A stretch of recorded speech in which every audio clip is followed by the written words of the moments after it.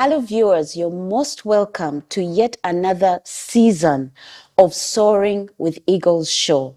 My name is Pastor Joy Ninsiima, and my guest today is Honorable Lady Justice Monica K. Mugenyi, Justice of the Supreme Court. You are most welcome to the show. Thank you very much, my Joy. Lord. Thank you. Yes. Thank you. Now, I'm sure the viewers are wondering why I have referred to you as my Lord. Can you please explain why I have to call you my Lord? First of all, you don't have to call me my Lord, Okay. but the title is a title that is really attributed to judges. Okay. And I like to think we are not my Lord as in Jesus, Yes. but we are the small L. Okay. So I never think of myself. The big L is we reserve for Jesus. Amen. Yes. And So then I consider myself the small L. The small L. Yes. All right. Yes. We're very happy to have you on the show. I'm happy to be here. I know how busy you are, and I'm humbled that you are able to accept my invitation to be here. Now, can you start by telling us a bit about how you grew up, what your childhood was like, what kind of parents you had? Yes. Okay. I was born in Fort Portal, but I largely grew up in Entebbe. So in a sense, I consider myself to have two homes. Yes. Entebbe is my home district as well as Fort Portal. I grew up in a family of 5 children. My father and was called Dr. Amos Kalyegira. My mother was Mrs. Margaret Kalyegira. I'm the middle child. Yes. There were 2 elder siblings and 2 younger siblings. Right. We had a happy childhood, very happy. Entebbe was a quiet little town. Everybody knew each other. We more or less went to the same schools. Most of us went through Entebbe Kindergarten, then on to Lake Victoria Primary School. So that's where I did my primary school. And all the neighbors knew each other. We sort of knew each other as neighbors. I was a very playful child. I loved to play. So school was go to school, finish with school. The moment I'm back home, I'm off to play. So I did a lot of playing, and I think it's a good thing for children to get out of the house, out of the school environment, and have time to play. And play with all the other neighbors, which is Yes, yes, unlike today. Yes. And you learned a lot through that. You learned social skills. We learned different things from the different families that we played with. It was a very, very happy environment. Yes. We went to the same church. Unlike children today, we walked to school because the school was nearby. Right. We walked to church. We walked back home. And all that was a very good experience in terms of getting to know each other. We actually look at each other almost like family because we spent so much time together. Yes. So Entebbe I think it is still a nice place to raise children, but I think it was a very good experience for us growing up in that sort of a homely environment. And we were from very different tribes. It was a very cosmopolitan place where you had civil servants. The bulk of the community was civil servants from all parts of Uganda. We never ever thought about tribe. For us, these were our friends, these were our sisters, these were our playmates.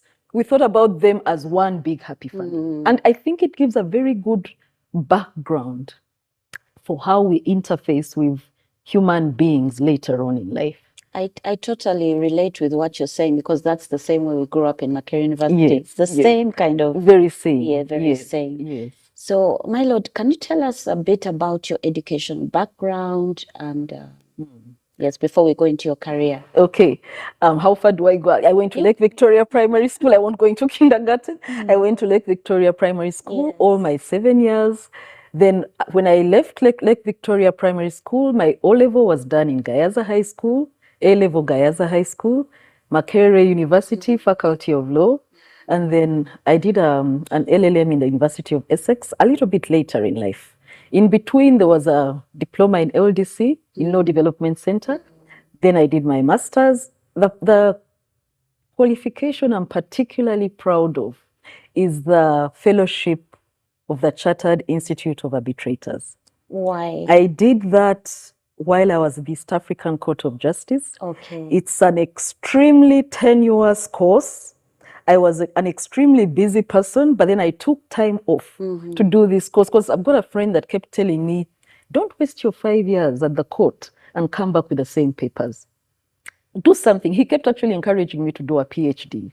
And I told myself I can't afford to do a PhD and juggle work at the same time. So I did the arbitration course. And I've never looked back. I think it's something that opened my eyes to dispute resolution without necessarily being so formalistic about it. Arbitration emphasizes a different sort of dispute resolution where you look at the justice of the situation rather than the formalistic aspect of adjudication. Right. Yes. Okay. So now, after that, of course, now we want to talk about your career. You have a whole lineup of jobs you had until where you are right now. So can you tell us a bit about that? Okay. While we were at the Law Development Center, we had, I think there were civil servants that came in and gave us forms. You filled in forms that indicated where you wanted to work after you finished school. So I recall filling in Ministry of Gender, because I had this thing about women. And then I also filled in the Ministry of Justice. And justice seemed like the right thing to do since I was a lawyer. So you didn't think about going to a law firm?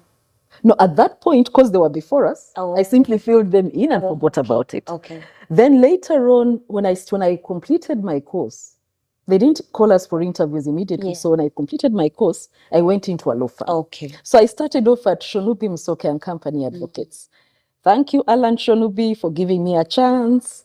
And then after Shonubi Msoke and Company Advocates, I moved on to Action for Development.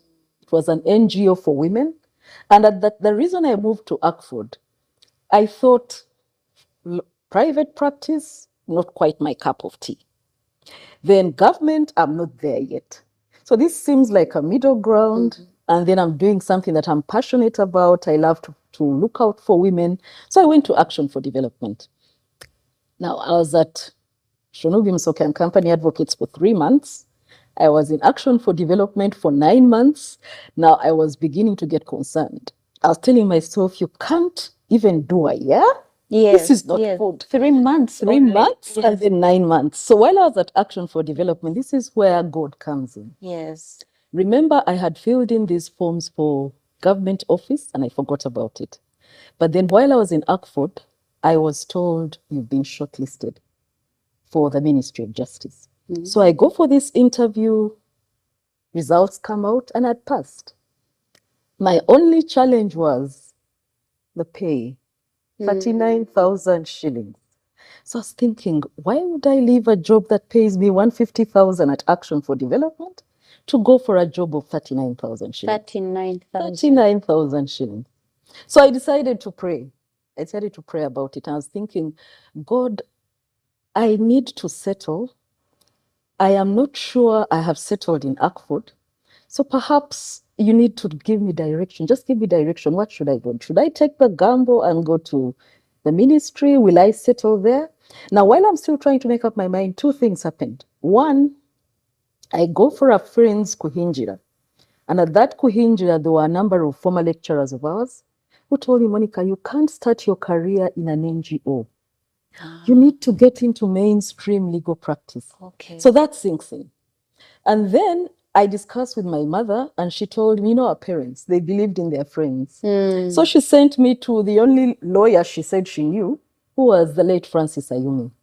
So I go to see the late Francis Ayume and he tells me categorically, the Ministry of Justice is the best place to start.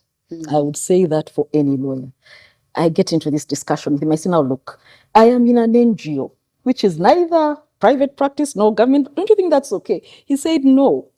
The Ministry of Justice is the best place for any lawyer to start their career. So I said, you know what? I have this thing about old people. I never disregard their views. I think they have walked this journey before us and they must do something. So I found it very difficult to disregard what he had told me. Then when I thought about my former lecturers as well, I said, you know what? I think I'll take this job. So Oxford was in the process of amending its constitution, and that required registration with, there was a department in the Ministry of Justice that did the registration of these NGOs. So I take this constitution, I go to the Ministry of Justice, I'm thinking, go and finalize the constitutional amendment process. and then also confirm that you're willing to take up this job, but indicate you need time to come a little bit later. Now, I am seated, the person that was in charge of that NGO registration process had a guest in his office. So he offers me a seat and says, just sit. So I'm seated in this office, listening to a conversation between the two of them. And he's talking about, government has decided to increase our salaries. The lowest starting point is going to be 600,000 before taxation. Now they have my attention. I am eavesdropping, but I'm enjoying this conversation. And I'm thinking, this is answered prayer. Yes. My only concern was the pay. Yes. Now this gentleman is saying 600,000 starting point. That would be my level before taxation. And for me, that's at that time, it seemed like a huge amount of money. Yes. So and remember, I'll get to that later. So I'm thinking this must be God. Before that, I had met a friend about a year before. And when we're talking about where would you like to work, she told me, Monica, you know what we should do? Let's pray for the kind of jobs we want. And let's be specific. So both of us told God, we want jobs of 500,000 shillings and no less. And here is somebody telling me 600,000. Yes. So that was clearly answered prayer. Yes. So I said, fine, out. So when this guest leaves, I asked him, had you discussed this? So I explained to him, I'm actually trying to make up my mind. I'd come to confirm. He said, don't give it up. It's going to be hot cake. Everybody will be wanting to come in. So just take it. So that's how I wound up in the Attorney General's chambers. I confirmed my interest. I started, I think I recall, September 1993. Attorney General's chambers was a beautiful place to work. We all seemed like family. It was a small place, and all the lawyers knew each other. We supported each other. Even that 600,000 at a certain point started to feel like it was not enough. So we used to support each other by, I go for a trip, you come back. When I come back for this trip, I'll share it with you. And everybody, somehow everything went round. We shared the little that we had. Most importantly, I was in the Department of Civil Litigation. I learned all the law I had never learned in law school. As far as I was concerned, that is where I learned the little law that has gotten me this far. After Attorney General's chambers, I went to the privatization unit. While I was in the Attorney General's chambers, the current constitution was promulgated. Now, when it was promulgated, a number of cases came up. And they seemed like political cases because it was mainly UPC, DP, challenging the no-party system. You remember before we had this multi-party system, the movement system. So there was a lot of political challenge in terms of constitutional petitions to the existing status quo. We in the Civil Litigation Department found ourselves thrust into this. And we were always in court, constitutional court, the first constitutional court, arguing all manner of cases to do with the Constitution. Some people started to take it personally against us. I recall being in a supermarket once, I met somebody who said, you're the people who are making it hard for us. And I thought, excuse me? I am doing a job. Now, if people are going to start taking it personally, this doesn't augur well for me. So I had a discussion with my boss. He was called Mr. Peter Kabatsi. And I told him, I think we need to spread these cases around. People are starting to take it personally against us who are going to court in these matters. Then two, I told him I'd also like to pursue a postgraduate qualification. So I said, we keep going for these short courses, 2 weeks, 1 month, 3 weeks, 1 week, but they don't quite improve us as persons. So if you don't mind, can I forego all the little short courses and have government fund me for a master's program?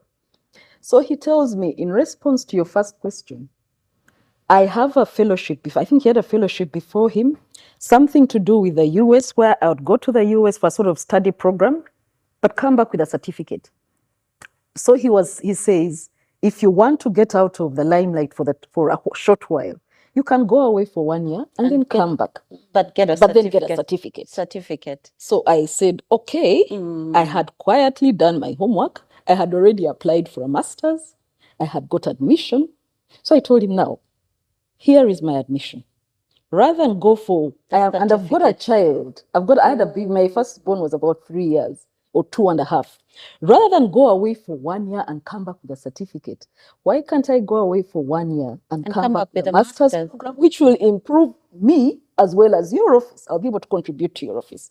So he says, fine, hand me back my fellowship, I'll get somebody else. And he said, government will sponsor you. I'll try and work out something where government can sponsor you. Long story short, I think I got partial funding from government to pursue my master's in the United Kingdom, in the University of Essex. So when I come back, I'm thinking, yes, I'd like to give back to government, but I think I want to practice what I studied for my master's. Okay. Yes. So I tell him now, I'm sorry, I'm back.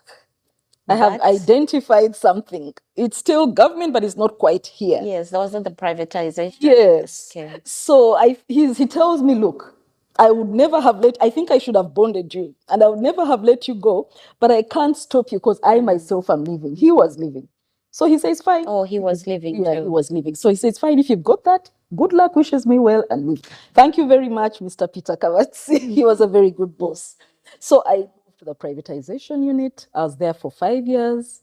It was another learning experience. And in the privatization unit, I am proud of one achievement that still stands today. And what's that? I was the legal officer that negotiated the agreement for the current Serena tourism industry. Okay. Yes, they presented as the Serena Tourism Promotion Services, but really they bidded for Nile Hotel, took it over. Their bid was the best. They took it over, and they are still there today. So I am the one that negotiated that transaction. And it gave me a lot of pride. I learned a lot. I was negotiating against a leading lawyer who was based in Paris. I knew hardly anything. I had done a little bit of negotiation in the little 2-week courses that we used to go for. So this gentleman was extremely kind. He was an elderly man.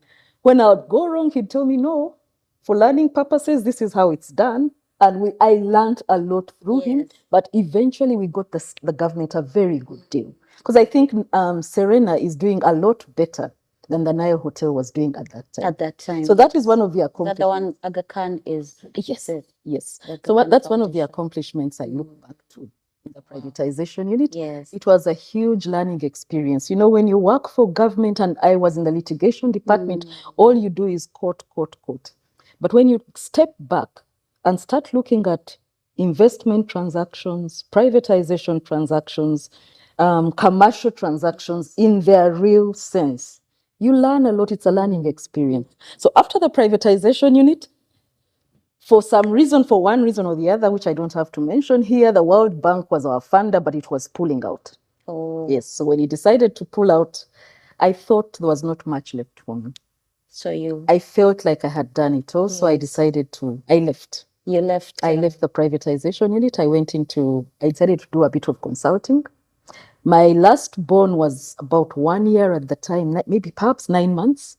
I thought, I'm going to sit back and raise this child, at least get him to 3, because I had trouble with maids. You know, when the kids are still young, the trouble that you have. So I said, I think I'll take 2 years off, raise my child, and do consulting. So that's what I did for 2 years until 2010, when he went to kindergarten, and I went back into the job market. And that's when I went to the Uganda Road Fund. Oh, now you went to the Uganda Road Fund. I was the manager corporate services. We were the inaugural team.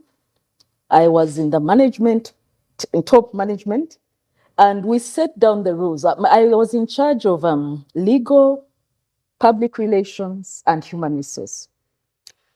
I did the manuals together with my colleagues. We set up the operational manuals and the operational sense of that road fund. It was a very good team, but I was there for a very short time. While I was there, 6 months, was it 6 months? I think 6 months down the road. 6 months down the road, I was invited for an interview with the Judicial Service Commission, and shortly thereafter, we were invited to Parliament, and the rest is history. That's how I became a High Court judge. That's how you became a High Court judge. That's how I became a High Court judge. So, of course, we know that there are levels of judges. Yes. So, can you tell us a bit about that before we go into the break? Okay. High Court, there is the lower bench has the magistrates and the registrars. Yes. Then You didn't go. No, I didn't serve in the lower bench. I was never in the lower bench. Yes. Then the higher bench is the High Court, the Court of Appeal, Stroke Constitutional Court, and the Supreme Court. So you were? I started off at the High Court, and then eventually, while I was at the High Court, I was nominated to the East African Court of Justice. And 1.5 years into my term there, I was appointed the principal judge. So I had to leave the judiciary for those 5 years. I took leave of absence and paid leave, and did the 5.5 years in the East African Court of Justice as principal judge. Now, while I was there, Court of Appeal was advertised, and I thought it would be a nice idea to try. So I tried it out, and luckily I got it. So you have to apply, or do they just appoint you? My first appointment to the High Court, we did not apply. We were invited for a chat. Okay. Then this chat turned out to be a full interview. A chat. Yes, yes. But after that, I think the policy changed, and they started to say judges must apply or at least express interest. Okay. So Court of Appeal, I had to apply. I was in Arusha. I applied, and I eventually got it. But I was asked to finish my assignment. So I usually see the president inviting you to State House. Yes. Is he involved in this whole process?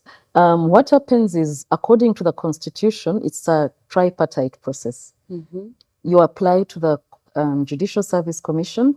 The Judicial Service Commission carries out the interviews and makes the nominations and recommends to the president that the following people we think have met the criteria, and we recommend them to you for appointment.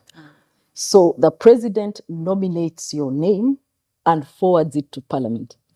The president nominates your name. On the recommendation of the Judicial Service Commission, the president nominates you and refers you to Parliament for vetting. Can he decide to leave out someone that the judiciary? Yes, he can. It's his prerogative. Okay. Yeah, because they recommend to him. Yes. He has the prerogative to say, the people you've recommended to me, I am not quite persuaded that they're up to the job. But if he is persuaded, then he will refer them to Parliament for vetting, for parliamentary approval. Actually, it's not even vetting, it's parliamentary approval. So Parliament sort of has a discussion with you, again, a chat to gauge your readiness for the position. And once Parliament has approved you, then it refers back to the president and says, this person has been approved for appointment. At that point is when a judge is appointed. Then first appointment, you take an oath, but the latter appointments, you only take one judicial oath. The latter appointments, simply a handshake to acknowledge that. The first one is an oath, and the others that follow, you just simply a handshake with the president. Yes, because you don't take the judicial oath twice. Yeah, the same oath. Yes. So I think we'll go into a break right now. Viewers, will be right back after this break.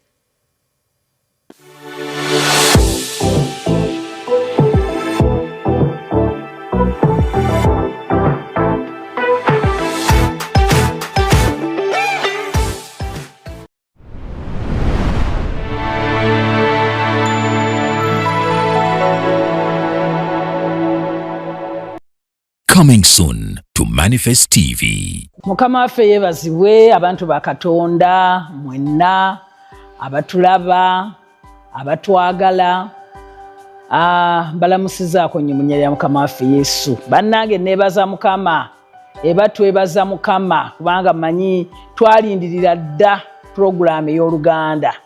Kaakano bannaye ke kaseera ku Manifest TV buli Lwakusatu ku ssaawa 2 ez'akawungeezi mpaka ssaawa 3.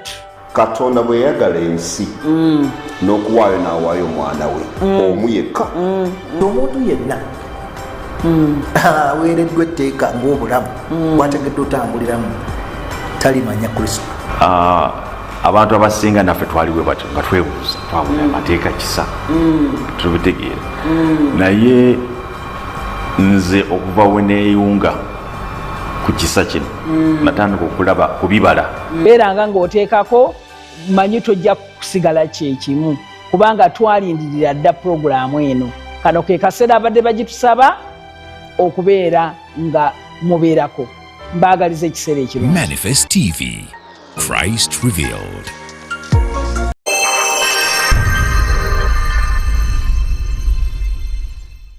Let it shine! You put in the hours to make your brand the greatest. You go the extra mile to allow it achieve success. It deserves to be treated the right way, to be given the attention it deserves, and not stay in the dark. Advertise with Manifest Television to get your brand into the light.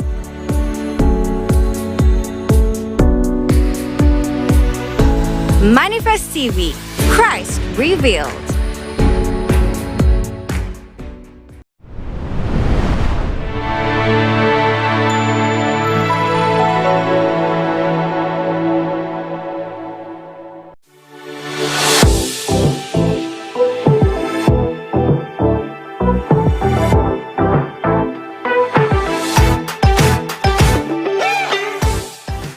Welcome back from the break. We're still watching Soaring with Eagles show.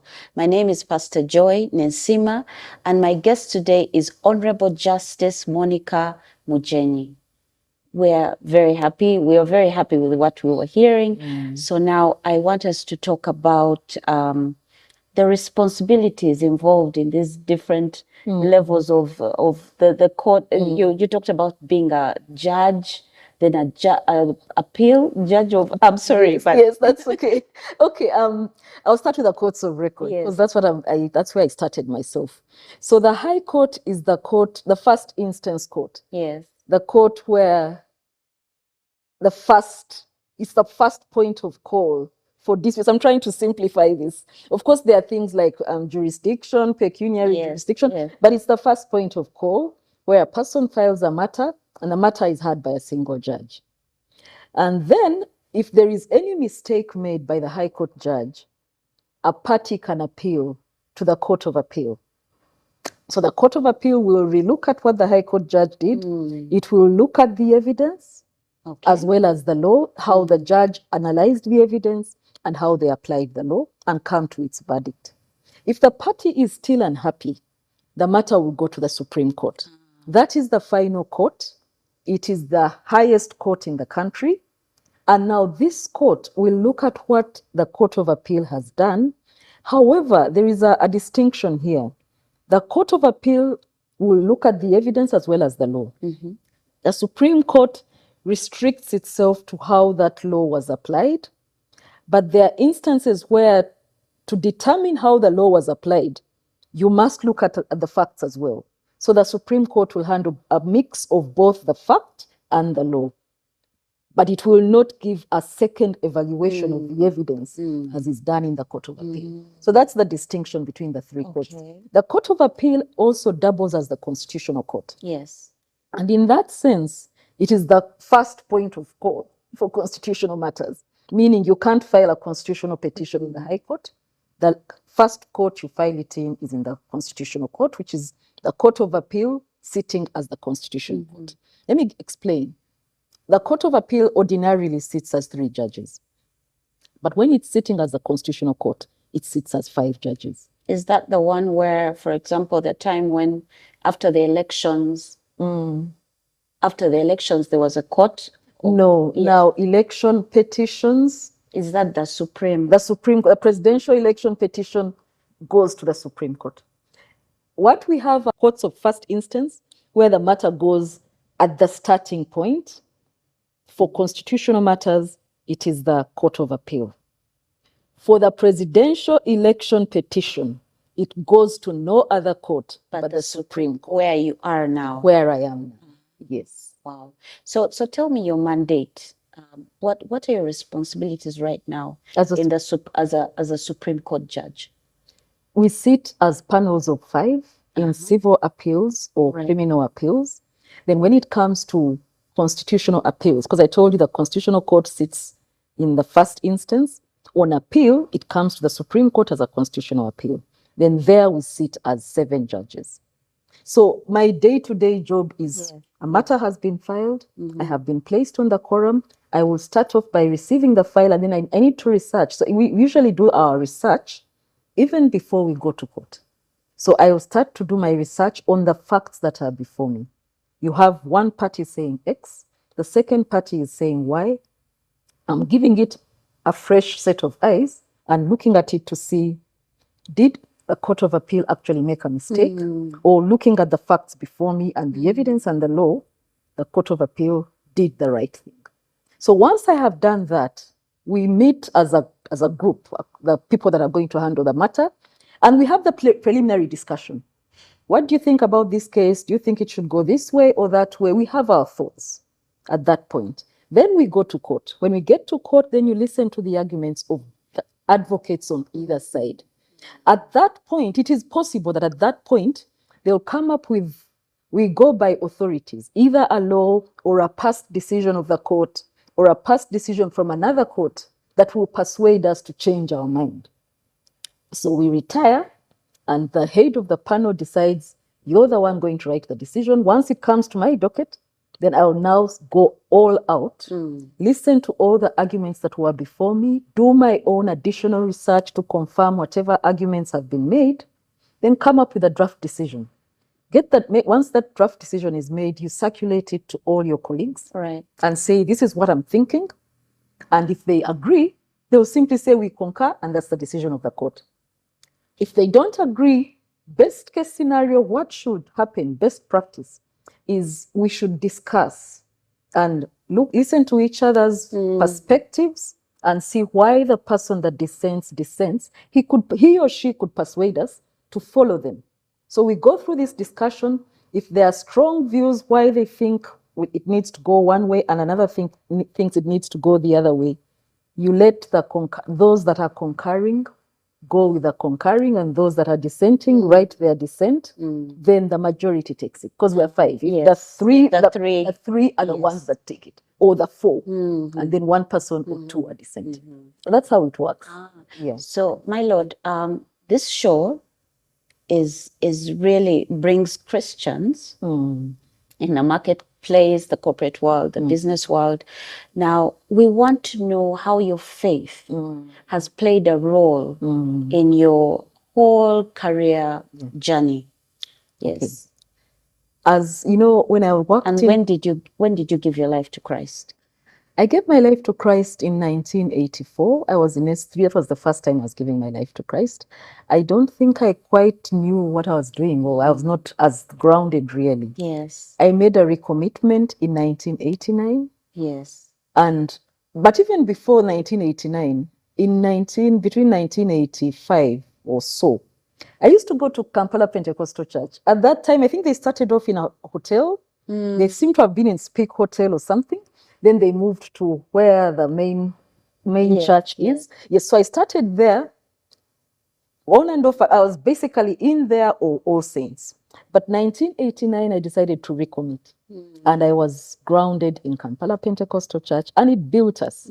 Pastor Gary Skinner is somebody that built an entire generation of young people, and I think he shaped our lives. Actually, before I go into my story, I need to say this. Before I went to the East African Court of Justice as principal judge, because I was appointed as an ordinary judge and later elevated to principal judge. As an ordinary judge, I was ad hoc. I was part-time. I was doing work in the High Court of Uganda as well as in the East African Court of Justice. So I went there for a month per quarter, 4 months in a year. But as principal judge, I was expected to be in Arusha full-time. All right. Now, the first thing that came to my mind as a wife and as a mother, before the decision was made, before the heads of state made the decision that it was going to be me, my predecessor told me, Monica, I need to prepare you. It's very likely you're going to be the next principal judge. And I told him, I bind that, I cancel that in the name of Jesus. I think this is coming to distort my family life, and I am not going to have it. So I start praying, canceling any potential appointment. Because you knew that you'd be far away from my family. My youngest child was, I think he was 8 years. Then the girl that he follows was 11. These were still in primary school, and they needed their mom around. So I canceled that appointment. Then he calls me the day before and says, Monica, I think you are the next principal judge. And I'm still binding and canceling. Eventually, the announcement is made. The next principal judge is Monica Mugenyi from Uganda. Yes. So now it's been done. the first thing I thought about Joy was my childhood pastor. I made an appointment to see Pastor Gary Skinner. I am now in All Saints Cathedral, but your childhood pastor is somebody you never forget. And for that decision, I needed Pastor Gary. So I go to Pastor Gary and I tell him what's going on. And he listened to me. I was actually telling him, pray for me and see what the way forward is. How am I going to handle this? So he listens me out very carefully, asks me all sorts of questions about my marriage situation, my family situation, and my work and things like that. Then after a very long discussion, we prayed. Then he tells me, Monica, I think God is sending you out. I think you have an assignment to fulfill in the East African Court of Justice. This is not from the devil, because I was convinced it was from the devil. This is not from the devil. This is from God, and God is sending you out. Now, with that, I got a lot of peace. When a person that has shepherded you speaks like that into your life, you get a lot of comfort because he's stepping into the position of God and speaking on God's behalf. So I said, fine, I will go out on that premise. Now, when I get there, I have this habit. When I start a job, I want to know exactly where the court is. What has been done, what has not been done, what is pending, how can I move it forward? Yes. So when I get into this analysis of what's going on, I realize, okay, I needed to be here for such a time as this.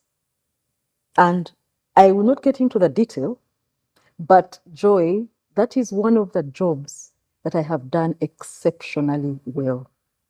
All the glory to God. To God. Amen. That is one of the jobs where I felt you are fulfilling your purpose. You set out to do a certain task, and as you're living, God, my scorecard for you is impressive. So I felt like I went there on mission. Yes. I discharged that mission, and I came back. And you came back. How long were you there? I was there, the entire period is 7 years, but I was... But anyway, Arusha is very, very near. It's very close. Very close. The way I worked it out, with the court sits once per quarter. When the court was in session, I was there full time. Yes. Many weekends, I would come to check on my kids. Yes. But then when the court was not sitting, I'd carry a whole suitcase of files. Yes. And I would be writing judgments in my house. Wow. By the time I'd go back for the session, there were 3 or 4 judgments ready. And the judgments in that court are 100 pages. But I did a lot of work in my house. So I learned to work online. It spruced up all my ICT skills. I learned to work online. I'd be giving instructions to my staff. Yes. Online, they were very tech savvy. We did an excellent job. We coordinated it. It was so good that even during COVID, we continued as normal because we were already used to the distance working. Right. So how many children do you have? I have 4 children, 3 girls and 1 boy. They range between 26 years and the boys. I just calculate 3. They're 3 years apart. So the boy is 17. Yes. Very 3 nice. girls and 1 boy. Very nice. Yes. So, your Lord, this level of supreme, you said where you are right now is the highest level. It's the highest court. Is that where they choose the Chief Justice? Oh, wondering Does the Chief Justice come from? I think ideally the Chief Justice should come from the Supreme Court. Yes. But I don't think there's anything to stop a really good Court of Appeal judge to apply and get, yes, and then also if the Deputy Chief Justice sits, because the Deputy Chief Justice sits in the Court of Appeal. Okay. Now, if the Deputy Chief Justice decides to apply for Chief Justice, there's nothing to stop them. But yes, that's where basically they choose. So what? Or somebody from the outside could actually apply from the outside. Oh, really? There is nothing to stop them. Yes. Oh, yes. Oh, that's interesting. Yeah. So what does the Chief Justice actually do? The Chief Justice is the head of the judiciary, and then they are also the head of the Supreme Court.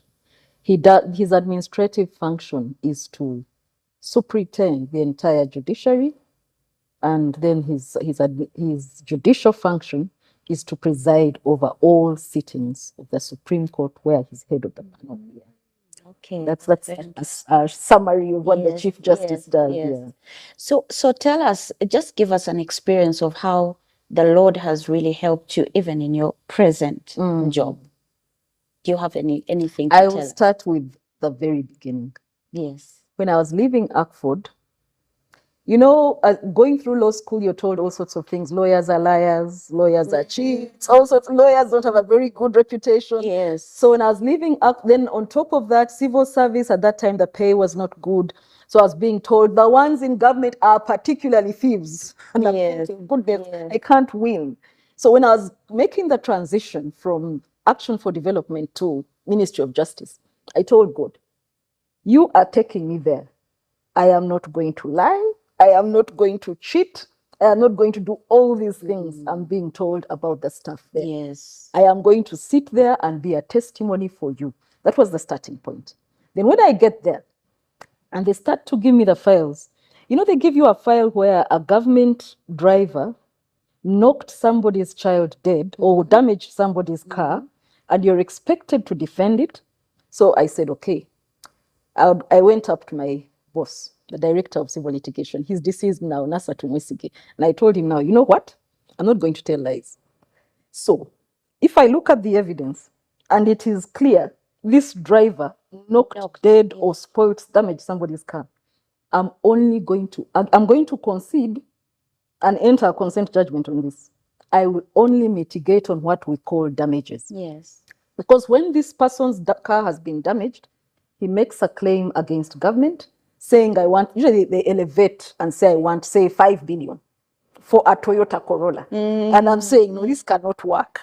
So I'm going to accept that our officer was wrong and damaged your car, but you're not entitled to 5 billion. Let's look at the damage. It's worth about 1 million. So we shall happily enter a consent judgment for 1 million. You give him the offer. If he takes it, he says, fine, okay, the 1 billion is an exaggeration. I'll take my 2 million. Matter is closed. I have not told a lie, but I have also been fair to the person that had a damaged car. Yes. So that's the approach I decided to take, and that was the starting point. Coming into the judiciary, I told myself I am not going to cut corners. I am going to do the right. You know, once you've gone through that, I have had a walk with God all through my career. I prayed over my cases in the Attorney General's chambers. I would tell myself, God, I don't know it all. There is no way I'm going to discern who is telling the truth and who is telling lies. Of course. Some cases are not as clear cut. So I would pray and say, you show me. Just lead me, so show me. So I've always prayed about my cases, right from when I was a litigating advocate. Yes. When I came into the judiciary, I took the same culture. I don't know whether the plaintiff or the defendant is telling the truth. The truth lies somewhere. God knows the truth. So I would tell him, you show me. That a spirit of discernment. With time, it comes. As you tell God to show you, he starts to lead you. And you start to sense, now that's the discernment part. Yes. This person is likely to be telling a lie. So you will look at the evidence with a fresh set of eyes, and sure enough, Joy, you will find the disparities. Once you have prayed and you have entered into that spirit of discernment, you're likely to find where the truth lies and where it does not lie. Let's go back to your name.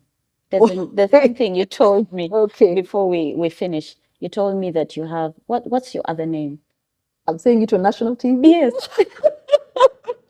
My other name, I've got Monica is my Christian name. Yes. I was born on 27th August. My mother was a Catholic, and so she named me after. That's St. Monica's feast day. Yes, so that's the Monica. Yes.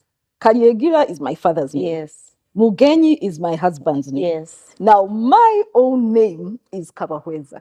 What does Kabahweza mean? Kabahweza means she sees. My mother always told me, you see far. You are able to discern things that we can't see. Wow. It's something about your name.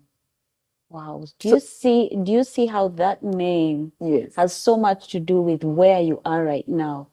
And how you have to have a spirit, God has given you a spirit of discernment to be able to see beyond. Yes. Interestingly, my mother always asked me, why don't you use that beautiful name? It's such a beautiful name, it won't mess up your initials. Yes. And if you say Monica K. Mugenyi, even Yes. that is a K. Yes. I don't know what, actually it was, I think, my father. He had this, he wanted me to use his name. I recall my first passport, I put Monica Kavahweza, I think I put Monica Kalyegira Kavahweza. And he told me, if you do that, then Kavahweza becomes your surname. And he changed it round and said, Monica Kavahweza Kalyegira. He had this, he wanted us to use his name. Yes. Yes. So that's how I got So stuck cool. with the Kalyegira Yes, name. yes. But the Kavahweza name is a name my mother always said. It defines Yes. you. That's your character. Yes. You are a very discerning person. Wow. So it really is a name that has sat and defined yes. your who you are. Yes, yes. And you're doing really well. We are so proud of you. We are so proud of you for being in that place, in that position that you are. Of course, there are those who are watching you and maybe the young people, because you know the majority of the population right now is the youth. It's young, yes. Is young. They might not really understand how highly placed you are. But we are so proud of you. And I know there are many young lawyers, those who aspire to be lawyers that are watching you, that are hearing your story and are saying, okay, one day I will be like her Lady Justice, Monica. So before we end the show, I would like you to look into the camera and give your parting shots. Just tell the viewers what is God has placed on your heart. I want to encourage somebody out there. You started from a downside. You think life has been unfair to you, life has been harsh to you, and you don't see any sense of direction for either your life or your career or whatever it is. I think our faith is about humble beginnings. We serve a God who is no respecter of persons. Each of us has started as humble people. We don't start from where we are. I started like any other person, went through school, but it's about humble beginnings and accepting where you are in life. And the most important thing I want to urge young people, be humble. Do whatever God has assigned on your plate in the best way that you can. Do it as if you're serving the Lord himself. And if you do that and entrust your entire journey to God, God will take you places you never ever dreamed about. That is what life is about the humility to serve, about the honesty of service, about the commitment to the God that has pulled you from wherever you are, and about giving the glory all back to God. Never think I have arrived and it has been my own effort. I hear people talking about being self-made. That is a fallacy. Without the hand of God on your life, you will amount to nothing. With the hand of God upon your life, the sky will never limit you. You will go places. Thank you so much, my Lord. Please, viewers, understand that when I refer to her as my Lord, it is the small L. A small L. Yes, but she's my Lord. Thank you so much for coming on the show. We're so grateful. Thank you very much. And may the Lord continue to make you soar like the eagle that you are. May the Lord continue to use me wherever he places me. Yes. Amen. So viewers, I'd like to thank you so much for tuning in. My name is Pastor Joy Ninsiima, and until next time, may the Lord bless you, expand your territories and borders, lay his hand upon you, and keep you far away from evil. Bye-bye.